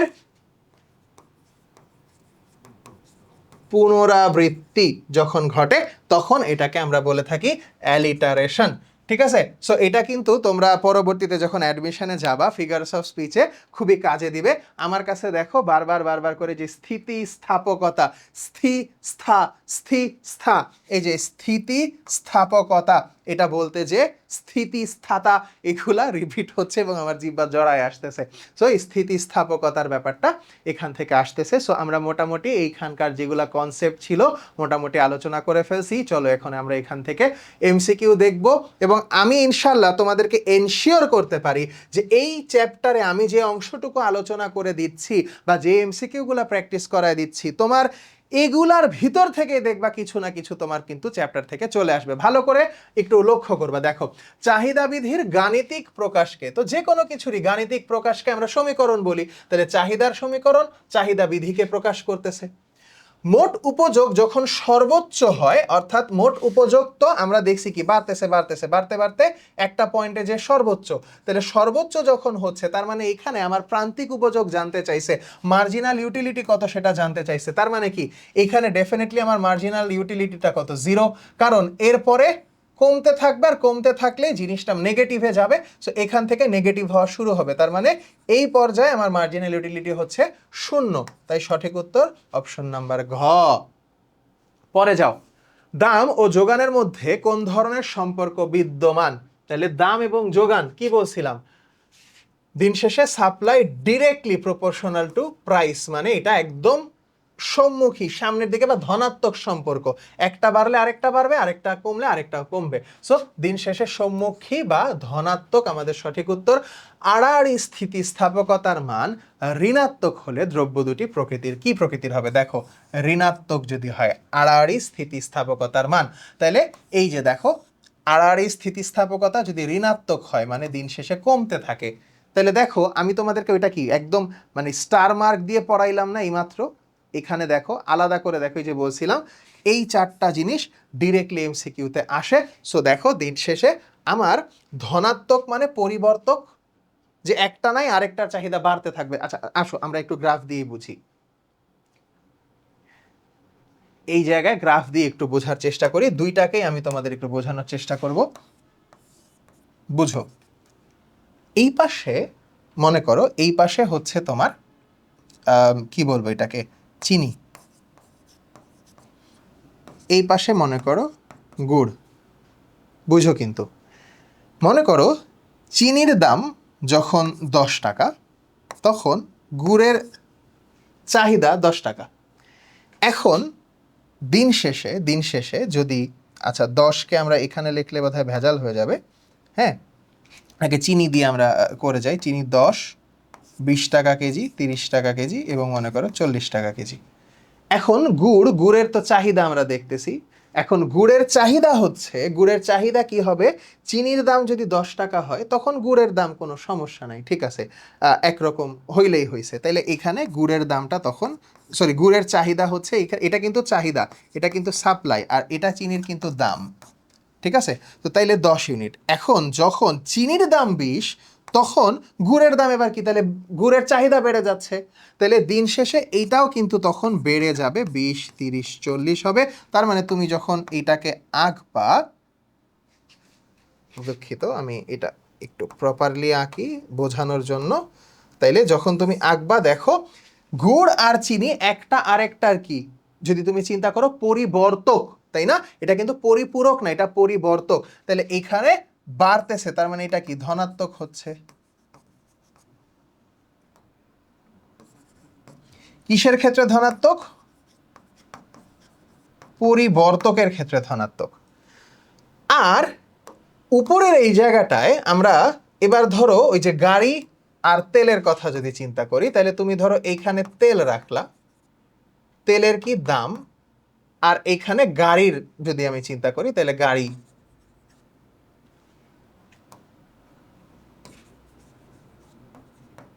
গাড়ির চাহিদা, ডিমান্ড, সরি এখানে আমি এস ভুলে বলছিলাম, এস তো কোনোভাবেই না আর কি, এস এর প্রসঙ্গ তো এখানে আসতেছেই না, জিনিসটাই তো চাহিদার স্থিতিস্থাপকতা, তাহলে এখানে যোগান কিভাবে আসবে? তাহলে এস দিচ্ছি আমরা, ওটা মুছে ফেলি, গুলায় যাচ্ছে তোমার আবারও,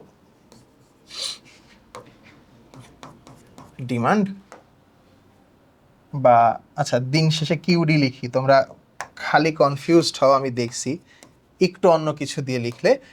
এখানে হচ্ছে আমরা গাড়ির কোয়ান্টিটি অফ ডিমান্ড চিন্তা করব। তাহলে দেখো তেলের দাম যখন তুমি চিন্তা করো, দাম আছে 10, 10 দিলে বেশি মানে এই জায়গায় একটু 100 টাকা প্রতি লিটার, তখন ওই গাড়ির প্রতি চাহিদা এটা মনে করো হচ্ছে 20 ইউনিট। এখন যদি 150 হয়ে যায় এটা কমে কি 10 হয়ে যাবে, আবার দেখা গেল 200 হয়ে গেল তখন এটা কমে 5 হয়ে যাবে। তার মানে 100-র সাথে 20, এটার সাথে এটা, এটার সাথে এটা, তার মানে এবার দেখো এটা কিন্তু ঋণাত্মক, ঢালটা ঋণাত্মক। তাহলে আড়াআড়ি স্থিতিস্থাপকতার মান যদি ঋণাত্মক হয় তাহলে তুমি দেখো কোন দুইটা জিনিস নিয়ে চিন্তা করছো, তেল নিয়ে চিন্তা করছো এবং গাড়ি নিয়ে চিন্তা করছো। তাহলে তেল আর গাড়ি একে অন্যের কি পরিপূরক না কমপ্লিমেন্টারি? কারণ গাড়ি কিনলে তোমার তেল লাগবেই, তাহলে কমপ্লিমেন্টারি যদি হয় তাহলে তখন আমরা দেখাচ্ছি কি ভাইয়া পরিপূরক, ঋণাত্মক যেহেতু হয়েছে এই জন্য পরিপূরক দ্রব্য। দেন চাহিদা সমীকরণ QD is equal to A minus BP, এই জায়গায় বি দ্বারা কি বোঝানো হয়? এইখানে বি জিনিসটা কি? বি হচ্ছে অবশ্যই আমার জন্য ঢাল। বি কি? বি হচ্ছে আমার যে ঢালটা ছিল সেটা। ঢাল বলতে এই যে আবারও বলতেছি ঢাল হচ্ছে এই জিনিসটা। এখন দেখো ভাইয়া এখানে আরেকটা শব্দ আছে দেখো পরামিতি, পরামিতির কনসেপ্টটাও খুবই গুরুত্বপূর্ণ, তোমরা জানো পরামিতি যেটাকে ইংরেজিতে বলতেছি আমরা প্যারামিটার, প্যারামিটার হচ্ছে যেসব ধ্রুবকের মান,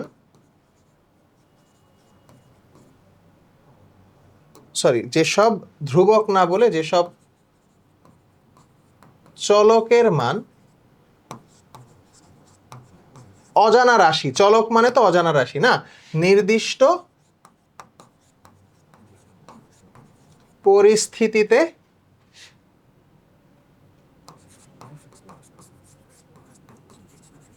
অপরিবর্তনীয় কিন্তু এমনিতে পরিবর্তনীয়। তো ব্যাপারটা চিন্তা করো, আমাদের যে সমীকরণটা ছিল, সমীকরণ হচ্ছে QD is equal to A minus BP. তাহলে QD is equal to A minus BP তুমি চিন্তা করতেছো। সো এইখানটায় দেখো তোমার প্রাইস, এটা তো স্বাধীন, তাই না? প্রাইস স্বাধীন। এখন প্রাইস ছাড়া আরো দুইটা কিন্তু এখানে আমার এ এবং বি, এই দুইটাকে আমরা চলক না বলে এখানে ধ্রুবক বলাই ভালো, তাহলে ব্যাপারটা তোমার জন্য বুঝতে সুবিধা হবে। এখানে ধ্রুবকই চিন্তা করো। ধ্রুবক বলতে কি, যেটা অপরিবর্তনীয়, যেটা পরিবর্তন হয় না, তাই না? তো এখানে বলতেছি কি, নির্দিষ্ট পরিস্থিতিতে অপরিবর্তনীয় কিন্তু এমনিতে পরিবর্তনীয়। দেখো এই যে এ আর বি, এই দুইটা তোমার কাছে যে সমীকরণ দেয়া থাকবে সেই সমীকরণের জন্য এই দুইটা কিন্তু পরিবর্তন হবে না। কিন্তু ব্যাপারটা কি এমন যে কখনোই এ আর বি পরিবর্তন হবে না। এক এক ইকুয়েশনে কি এটা পরিবর্তন এক এক রকম ভাবে হবে, এক এক মার্কেটের জন্য এক এক রকম ভাবে হবে। তার মানে তুমি যেই অঙ্কটা করতেছো বা যেই সমীকরণ সমাধান করতেছো সেইটার জন্য এটা ধ্রুবক হলেও বাস্তবে এটা পরিবর্তন হতে পারে, এমনিতে এটার মান পরিবর্তনশীল হতে পারে। যেমন আলফা বললাম, আলফার মান কি এক এক সময় এক এক রকম হতে পারে না? বিটার মান বললাম, বিটার মান এক এক সময় এক এক হবে, গামার মান এক এক সময় এক এক রকম হবে। তাহলে কিন্তু তুমি যেই অঙ্ক করবা বা যেই সমীকরণ সমাধান করবা ওইটার সাপেক্ষে আলফা বিটা গামা অপরিবর্তনীয় থাকবে। তাহলে নির্দিষ্ট পরিস্থিতিতে অপরিবর্তনীয় থাকতেছে কিন্তু এমনিতে এগুলা পরিবর্তন হইতে পারে। আর এই জিনিসগুলাকে আমরা বলছি পরামিতি বা প্যারামিটার। ওকে, সো এখান থেকে দেখলাম, চলো আমরা একটু দ্রুত যাই। লম্ব অক্ষ ওয়াই অ্যাক্সিসের সমান্তরাল সরলরেখার ঢাল কত? সো যে কথা বলছিলাম, দেখো ওয়াই অক্ষের সমান্তরাল যদি হয় তাহলে আমার ঢাল হচ্ছে এরকম, এটা অসীম নির্দেশ করে, এটা আমরা এর আগেই পড়ছি। গাণিতিক প্রক্রিয়া, যেসব রাশির মান পরিবর্তনশীল নয়, ভালো করে প্রশ্ন পড়বা, অনেক সময় পরিবর্তনশীল নয়কে হয় করে পড়ে ফেলো তোমরা। তাহলে যেটা পরিবর্তনশীল হবে না, এই মাত্রই কিন্তু আমি পরামিতির ওই জায়গাটা এসে বললাম, যেটা পরিবর্তনশীল নয় সেটাকে আমরা বলবো ধ্রুবক। চলক হচ্ছে পরিবর্তনশীল, আর পরামিতি এটা ধ্রুবকেরই আরেকটা একটু ভিন্ন ভার্সন, যেটা আমি এইমাত্র তোমাদেরকে ব্যাখ্যা করছি। এরপরে দেখো নিচের কোন দ্রব্যটির চাহিদা অস্থিতিস্থাপক। অস্থিতিস্থাপক আমরা কি পড়ছিলাম? অস্থিতিস্থাপক যেগুলো আমাদের নিত্য প্রয়োজনীয় দ্রব্য, অতিরিক্ত নিত্য প্রয়োজনীয় দ্রব্য অথবা নিকৃষ্ট দ্রব্য যেগুলো আছে। তাহলে এখানকার মধ্যে আমরা দেখতেছি লবণ, এটা একেবারে অস্থিতিস্থাপক। টেলিভিশন, গাড়ি, এসি, তুমি সহজভাবে চিন্তা করো না, টেলিভিশন, গাড়ি, এসির দাম যদি হুট করে অনেক কমে যায়, ধরো কালকে তুমি শুনলা 5,000 টাকা দিয়ে 1.5 টনের এসি পাওয়া যাবে, তুমি কিনবা না? ডেফিনেটলি দৌড় দিয়ে কিনবা, টাকা ধার করে হলেও কিনবা। কারণ এই জিনিসগুলা যেহেতু এমনিতে বিলাসজাত দ্রব্য, সো এটার দাম যদি হুট করে বেড়ে যায় স্থিতিস্থাপকতা অনেক বেড়ে যাবে। আবার যদি দাম অনেক বেশি চলে যায় তাহলে সাধারণ জনগণ যেগুলো আছে, যারা মনে করো 40-50 হাজার টাকা দিয়ে জমায় টমায় 5-6 বছর ধরে টাকা জমায় কিনছে মনে করো, কিন্তু যদি দাম এখন 50,000 টাকা থেকে কালকে হুট করে শুনো যে এখন এক একটা এসি কিনতে 10 লাখ টাকা লাগবে, তাহলে সাধারণ মানুষ কিন্তু টাকা জমায়ও কিনবে না, তখন এখান থেকে সরে আসবে। সো এটা স্থিতিস্থাপকতা আছে। অলরাইট, উপযোগ পরিমাপের একক ইউটিলিটির যে ইউটিল অংশটা, সেখান থেকে এটা নেওয়া হয়। ইউটিলিটি থেকে আমরা বের করে ইউটিল, ঠিক আছে, এই পর্যন্ত নেই। সো ইউটিল হচ্ছে এটার একক। বাজার ভারসাম্যের মূল শর্ত, ভারসাম্য মানে ওই যে চাহিদা ইজ ইকুয়াল টু যোগান, যেটা আমি বলছিলাম, ঠিক আছে। So QD is equal two QS, অর্থাৎ আমার চাহিদা এবং যোগান এই দুইটা সমান হইতে হবে। এবার ভূমি অক্ষের এক্স অক্ষ যেটা, সেটার সমান্তরাল রেখার ঢাল আমি বলছিলাম 0, কারণ এইখানটায় কোনো ঢাল নাই। দেখো রাইজ বাই রান, কোনো পরিবর্তন নাই, নিচের দিকে বা উপরের দিকে কোনো পরিবর্তন নাই। সো এটা আমাদের জিরো চিন্তা করতেছি। তাহলে চাহিদার স্থিতিস্থাপকতা নির্ণয়ের সূত্র কোনটি, কি বলছিলাম, একদম del Q by del P মনে রাখবা, ইন্টু উপরে যাবে পি, নিচে আসবে কিউ। তাহলে দেখো তো কোথায় আছে, del Q by del P into P by Q. উত্তর গ। ব্যবহারের মাধ্যমে যখন দ্রব্যের উপযোগ নিঃশেষ হয়, দ্রব্য যখন শেষ করে ফেলছো তুমি, কি ভোগ, যখন উপযোগ শূন্য তখন তুমি এটা পুরাপুরি ভোগ করে ফেলছো, তাই তো? সহজ জিনিস, একদম মেইন কনসেপ্ট। এটা তোমাদের ক নম্বরের প্রশ্ন হিসেবে আসতে পারে। যোগান বিধি অনুযায়ী দাম বাড়লে যোগানের পরিমাণ, অবশ্যই দাম বাড়লে এটা যেহেতু সমানভাবে বাড়তে থাকে বা কমতে থাকে, সরাসরি সম্পর্ক, তাই অবশ্যই কি হবে, বাড়বে। দেন ক্রমহ্রাসমান প্রান্তিক উপযোগ বিধির প্রবক্তাকে, এটা তো আলফ্রেড মার্শাল, তোমাদের জ্ঞানমূলক প্রশ্ন থেকে আলফ্রেড মার্শালকেও তোমরা অনেকভাবেই পড়েছো, তার কথা এটা আলাদা করে বলার কিছু নাই। y ইকুয়াল টু 20 - 4x এ অপেক্ষকে x এর মান যদি 4 হয়ে যায় তাহলে y এর মান কত, খুবই সহজ জিনিস। বলছিলাম না y ইকুয়াল টু 20, এটার মান দিয়ে দিবে 4 ইন্টু এক্স, তাহলে 20 মাইনাস 4 ইন্টু 4, তার মানে 20 মাইনাস 16, তার মানে y এর মান হচ্ছে 4। 4 দাগায় দাও, ধুমায় শেষ। এত বেসিক কনসেপ্ট, বাট স্টিল তোমার জন্য কত গুরুত্বপূর্ণ, খুব সহজেই মার্ক পেয়ে যেতে পারো। শূন্য, স্থিতিস্থাপক চাহিদা রেখার আকৃতি কি রূপ? তাইলে স্থিতিস্থাপক যেটা আছে সেটা স্থিতিস্থাপকতা নাই, শূন্য স্থিতিস্থাপক চাহিদা রেখার আকৃতি কি রূপ? তাইলে আলটিমেটলি লম্ব অক্ষের সমান্তরাল হবে, এটাই হচ্ছে আমাদের এখান থেকে দেখার বিষয়। দেন চাহিদার স্থিতিস্থাপকতা কয় প্রকার, যেটা আমি বলছিলাম 3 রকম আছে। খ, দাম, আয় এবং আড়াআড়ি। এটা কেন? দামের পরিবর্তনের সাথে চাহিদার যেটা স্থিতিস্থাপকতার সম্পর্ক, আরেকটা আয় বেড়ে গেছে, আয় বেড়ে যাওয়ার কারণে এখন চাহিদার স্থিতি, ধরো এমন একটা প্রোডাক্ট ছিল যেটার স্থিতিস্থাপকতা খুব বেশি একটা ছিল না, কিন্তু দেখা গেল তোমার একটা নির্দিষ্ট এলাকার নির্দিষ্ট মানুষের আয়ের ব্যাপক পরিবর্তন হয়ে গেল, তাহলে এখন কি এই জায়গাটায় স্থিতিস্থাপকতা পরিবর্তন হবে, সেটা বলছে। আর আড়াআড়ি হচ্ছে যে প্রোডাক্ট যখন আমার হচ্ছে পরিপূরক বা যে আমরা বললাম কি পরিবর্তক যে পণ্যগুলো আছে, এক পণ্যের সাথে আরেক পণ্যের সম্পর্ক মিলায়, সেখানেও স্থিতিস্থাপকতা নির্ণয় করতে হইতে পারে। সো এই 3 প্রকার আমাদের আছে। দেন অপেক্ষকে ব্যবহৃত স্বাধীন চলকের মান পরিবর্তনের ফলে অধীন চলকের যে পরিবর্তন হয় তাকে কি বলে, ঢাল। এটাই তো আমরা বলছি যে y বাই এক্স বা আলটিমেটলি রাইজ বাই রান। তাইলে আমরা জানি x যেটা, এটা কি স্বাধীন, আর x এর উপরে y যেটা সেটা স্বাধীন না, এটাই অধীন, এটা x এর উপরে ডিপেন্ড করে। তাহলে অধীন চলকের মানের পরিবর্তন মানে y এর পরিবর্তন কার সাপেক্ষে, x এর সাপেক্ষে, এটাকে আমরা ঢাল বলতেছি। প্রান্তিক উপযোগ ঋণাত্মক হলে মোট উপযোগ কি হয়, অবশ্যই কমতে থাকে। অলরেডি কয়েকশো বার এটা নিয়ে কথাবার্তা হয়েছে আজকেই। দেন চা ও কফি কোন ধরনের, ওই যে বললাম সবার জন্য না হলেও কারো কারো জন্য এটা পরিবর্তক, সাবস্টিটিউট। সো পরিবর্তক শব্দটা ভালো করে দেখবা। দাম ও চাহিদার বিপরীতমুখী সম্পর্ককে কি বলা হয়, চাহিদা বিধি। দামের সাথে চাহিদার বিপরীত সম্পর্ক, এটাই তো চাহিদা বিধি। দেন আসো, স্থির দামে চাহিদার স্থিতিস্থাপকতা কত হবে?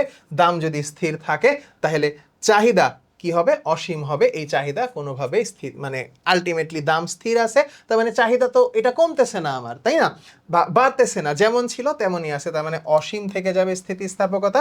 যোগান রেখা সাধারণত কোন দিকে ঢালু হয়? যোগান রেখা আমরা বলছি যে ঢালুর কথা যদি চিন্তা করো, তাহলে আমি তোমাকে দেখাইছিলাম এটা কি বাম থেকে ডানে ঊর্ধ্বগামী হবে, বা ডান থেকে বামে নিম্নগামী বলা যায় না, তোমার এমনি যেহেতু কোন দিকে ঢালুর কথা আসছে সেই অর্থে, যেহেতু অ্যারো যেদিকে সেদিকে, তাহলে এটা কি ঊর্ধ্বগামী। সো ঊর্ধ্বগামী যেখানে আছে সেটা নাও, ঊর্ধ্বগামী, বাকি সব বাদ, নিম্নগামী বাদ, সমান্তরাল বাদ, সমান্তরাল বাদ। তাহলে খ নম্বর। পরীক্ষায় অনেক সময় তুমি এভাবে অপশন ক্যান্সেল করে দিও, কিন্তু খুব সহজেই এই জায়গাগুলা ক্লিয়ার করে অ্যান্সার খুঁজে বের করতে পারো। দেন এটা তো পড়ছি অলরেডি, নিচের কোনটি সঠিক ভারসাম্য সমীকরণ, কিউডি সমান কিউএস। চাহিদার হ্রাস বৃদ্ধি ঘটে নিচের কোনটির কারণে? দেখো আয়, রুচি আর সংশ্লিষ্ট দ্রব্যের দামের পরিবর্তন। এখানে এক্স্যাক্ট সঠিক উত্তর হচ্ছে 1 এবং 2, 1 ও 2 সঠিক উত্তর। কেন? দেখো চাহিদা হ্রাস বৃদ্ধি হচ্ছে তোমার আয় পরিবর্তন, তাহলে আগে যেটা চাইতা না সেটা এখন চাচ্ছ। আয় কমে গেছে, আগে যেটা অনেক ব্যবহার করতে সেটা এখন করতেছো না, তাহলে তোমার চাহিদা বাড়বে কমবে? রুচির পরিবর্তন হয়েছে। তুমি মনে করো আগে যে চা খাইতা, এখন তুমি কফি খাও। রুচির পরিবর্তনের কারণে এখন তোমার চায়ের ডিমান্ড একেবারে কমে গেছে, কফির ডিমান্ড বেড়ে গেছে। কিন্তু সংশ্লিষ্ট দ্রব্যের দামের পরিবর্তনে আলাদাভাবে চাহিদার হ্রাস বৃদ্ধি ঘটে না। কেন? কারণ বার্গার খাইতে গেছো, এখন বানের দাম বাড়লো না প্যাটির দাম বাড়লো, এটা তো তোমার কাছে মেইন ম্যাটার করতেছে না। বার্গারের দাম কতটুকু আছে তুমি সেটা দেখবা। সো মেইন পরিবর্তন এই 1 আর 2 দ্বারাই ঘটে, এই জন্য সঠিক উত্তর 1 ও 2। একটি সরল চাহিদা রেখার প্রতিটি বিন্দুতে ঢাল কেমন হয়? এই ঢাল সমান বা একই, অর্থাৎ সরল চাহিদা রেখা, তার মানে যেই চাহিদা রেখাটা একই হারে তোমার চাহিদা রেখা, চাহিদা তো বাড়তেছে, সো এই হারটা অপরিবর্তনীয়, মানে প্রত্যেকবার 2 unit 2 unit 2 unit 5 unit 5 unit 5 unit করে, মানে সমান তালে বাড়তেছে, সেই জিনিসটাকে আমরা বলতেছি সমান বা একই সরল জন্য। মোট উপযোগ রেখা সাধারণত কি ধরনের হয়? প্রথমে বাড়ে এবং কমে। আমরা দেখছিলাম না, বাড়তেছে বাড়তেছে বাড়তেছে, তারপরে যখনই প্রান্তিক উপযোগ ঋণাত্মকের দিকে যাচ্ছে তখন একটা পর্যায়ে যে কমে যেতে পারে, তাই প্রথমে বাড়ে এবং তারপরে কমে মোট উপযোগ রেখার, এটা বৈশিষ্ট্য। দেন আসো চাহিদা সমীকরণ। যদি এখানে আবারও ওই ম্যাথ দিছে QD is equal two 28 - 4p এবং পি এর মান দিছে 7, খুবই সহজ, 4 × 7 যদি তুমি করো 4 × 7 = 28, সো 28 - 28 করলে থাকবে 0। সঠিক উত্তর অপশন সি, 0 একক। পরামিতি অনেকক্ষণ ধরে বোঝাইছি আজকে। সো পরামিতি বা প্যারামিটার বলতে কি বোঝায়? একদম সহজ ভাগে, যে ধ্রুবকের মান, ধ্রুবক বলতে কি, যেটা পরিবর্তনশীল নয় এরকম। তাহলে ধ্রুবকের মান কোনো বিশেষ অবস্থায় স্থির কিন্তু ভিন্ন অবস্থায় পরিবর্তন হয়, সিচুয়েশনের ক্ষেত্রে এখানে পরিবর্তনটা আসবে। সংক্ষিপ্ত প্রশ্নোত্তর যেগুলো তোমার জ্ঞানমূলকে ছিল সেগুলাই আলটিমেটলি এখানে আমরা দেখব। চাহিদা কি অবশ্যই পারবা, ভারসাম্য দাম কাকে বলে, ঠিক আছে, যেখানে চাহিদা ও যোগানের পরিমাণ পরস্পর সমান হচ্ছে যোগান বিধি পড়ছি অলরেডি। উপযোগ বলতে কি বোঝায়, প্রান্তিক উপযোগ, চলক কাকে বলে, চলক যদি জানো, চলকের সাথে তুমি হচ্ছে ধ্রুবকের জিনিসটাও একই সাথে মাথায় রাখবা। চাহিদার দামের স্থিতিস্থাপকতা জিনিসটা কি, সো পরিবর্তনের ফলে চাহিদার পরিবর্তন, সেটা কতটুকু পরিবর্তন হচ্ছে সেটা যোগান কি পড়তেছো, চাহিদা বিধিটি সরাসরি লিখতে বলা হচ্ছে। অপেক্ষক বলতে কি বোঝায়, ঠিক আছে, এটা বাই দ্য ওয়ে অপেক্ষকের যে ব্যাপারটা, অপেক্ষক আসলে কিচ্ছু না, অপেক্ষক হচ্ছে ইকুয়েশন,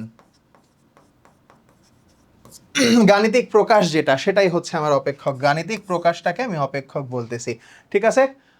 অনুধাবনমূলক, এই জায়গায় একই কথা একটু ঘুরায় ফিরায় বলবো। দেখো, যোগান ও মজুদ এক নয়, এটাকে বুঝায় বলো। দেখো, যোগান তুমি যেটা বাজারে ছাড়তেছো সেটা, আর মজুদ তুমি যেটা ভবিষ্যৎ মুনাফার আশায় বা পচনশীল দ্রব্য একসাথে বেশি দিলে বাজারে পৌঁছে যাবে, সেজন্য যেটা তুমি তোমার কাছে স্টোর করে রাখতেছো পরবর্তীতে বাজারে ছাড়ার জন্য, যোগান দেওয়ার জন্য, সেটাকে আমরা মজুদ বলতেছি। মজুদের একটা অংশই বাজারে যোগান হিসেবে পাঠায় দেয়া হয়। সো এটা হচ্ছে এখান থেকে কনসেপ্ট। সব সময় আয়ের পরিবর্তনে চাহিদার পরিবর্তন হয় না, অবশ্যই। কেন? নিত্য প্রয়োজনীয় বা অতি নিকৃষ্ট দ্রব্য যদি হয়, লবণের ক্ষেত্রে এটা আয় বাড়লেও আয় কমলেও লবণ যতটুকু ব্যবহার ততটুকুই হয়, নির্দিষ্ট সীমার পর এটার ভোগ বন্ধ হয়ে যায়, আর হয় না।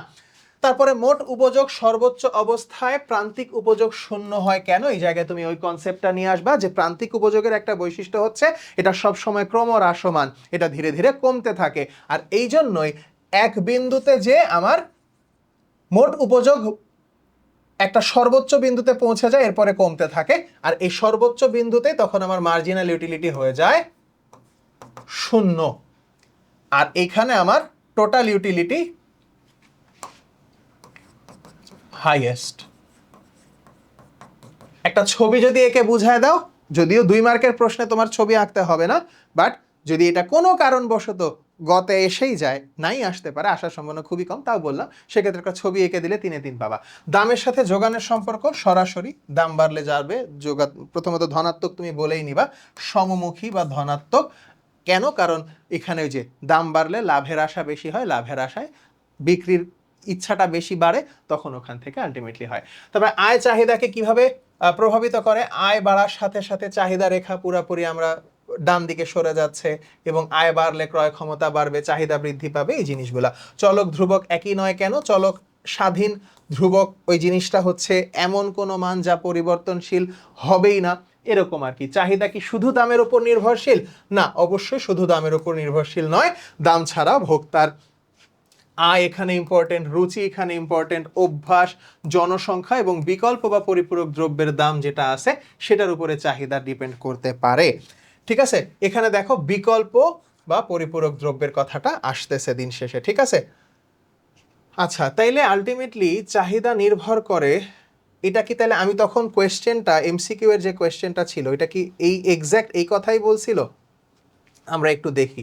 ঠিক আছে, আমি মনে হচ্ছে কেন জানি তখন কোনো কারণে একটা জিনিস আমি একটু চোখে দেখি নাই, চাহিদার হ্রাস বৃদ্ধি ঘটে নিচের কোনটির কারণে। আচ্ছা এইটার উত্তর তোমরা 1 2 3 তিনটাই নিবা।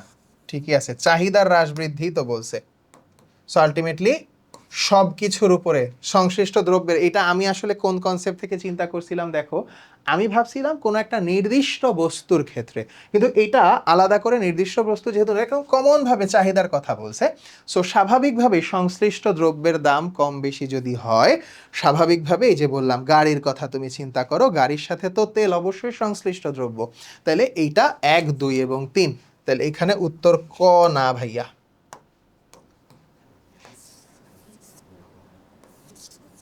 উত্তর এখানে ক নয়,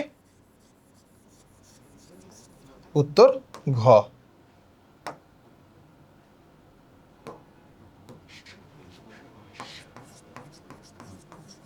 কারেক্ট আনসার ডি যেটা সেটা। ঠিক আছে, তিনটাই এখানে আসতেছে। সরি ফর দ্যাট, আমি জাস্ট ওই যে বললাম তখন একটা না দেখে গেছিলাম জন্য ওখানে ওরকম হয়েছে।